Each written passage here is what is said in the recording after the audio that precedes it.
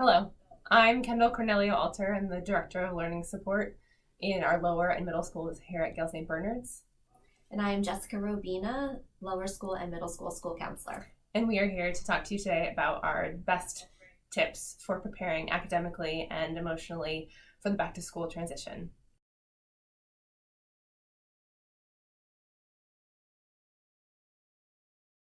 So, my first tip is to brainstorm goals as a family, whether that means getting up and getting out the door and getting to school on time, or reading more each night.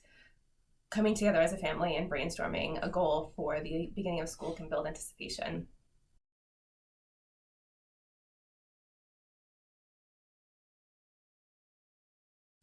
Organize your materials early on, get to Staples, and find your books and color code them or pattern code them. So if your vocabulary book is purple, buy all of the things you need for English class in purple. If your math book is red, buy all the things you need for math in red. Make sure you get a locker shelf. If you're in middle school, they come very much in handy to put things under and to put things on top.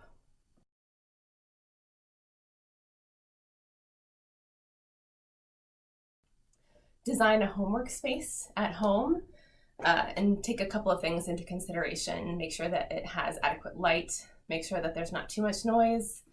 Make sure that your students have access to you in case they need help. And try to avoid distractions, so put the phone away. An ideal space for this is typically in the kitchen or in the dining room so that everyone can be around at the same time and getting the help that they need.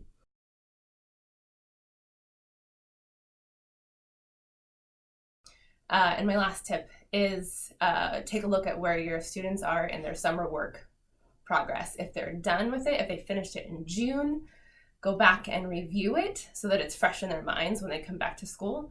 Or if you're not done at all, make sure that you take some time over the course of the next few days to chunk it out so that you can say, we're done on the first day of school.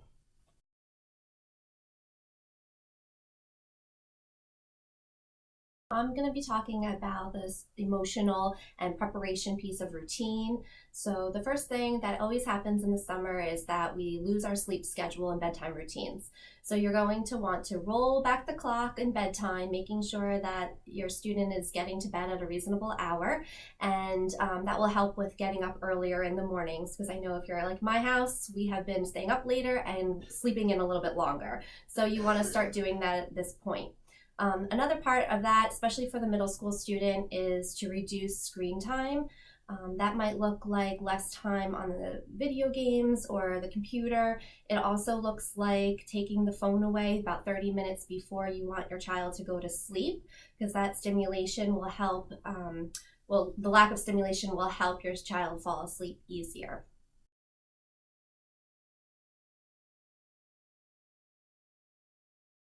Some other things to think about are you want to get to campus before school starts. You want to, if you're in the lower school, come for your classroom visit and go to the ice cream social.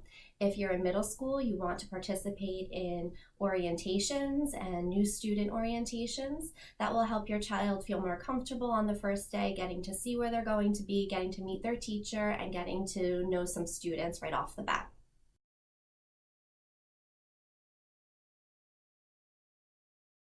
Another thing is, especially if you have a little one, to read a book about the first day of school. That's a great opportunity to start thinking about and talking about how it might feel on the first day. What are their emotions? Are they excited? Are they nervous? What might they be nervous about? And kind of have a conversation about expectations. What are they hoping for this school year?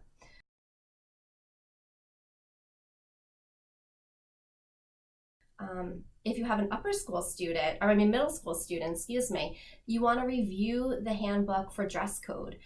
That's going to be really important before the first day, because you don't want to have arguments with your student on that first day of school. So reviewing the handbook for dress code will help smooth the transition right into middle school, where there's no more uniforms and they get a little bit more freedom of choice.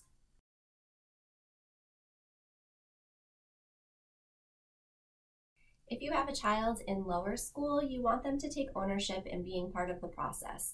So that includes helping them pick out a first day of school outfit, having them be a part of the process of picking out their book bag. And if you have one child in preschool or pre-K, you want them to be a part of the lunch process. What do they want for lunch? And if you have a child in kindergarten through fourth grade, you want to be having conversations with them about their choices in the dining hall. That way everybody feels a part of the process and ready for the first day.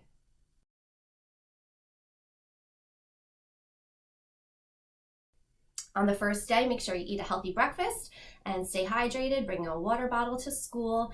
And most importantly, any beginning of the school year jitters is totally normal, but just remember that nervousness and excitement is the same physiological emotion. You just have to turn those nerves into an exciting feeling and be ready for that first day. We are very excited for the beginning of school, and we hope that you were too. These were our top tips and recommendations for how to make back to school smooth. Thanks for joining us.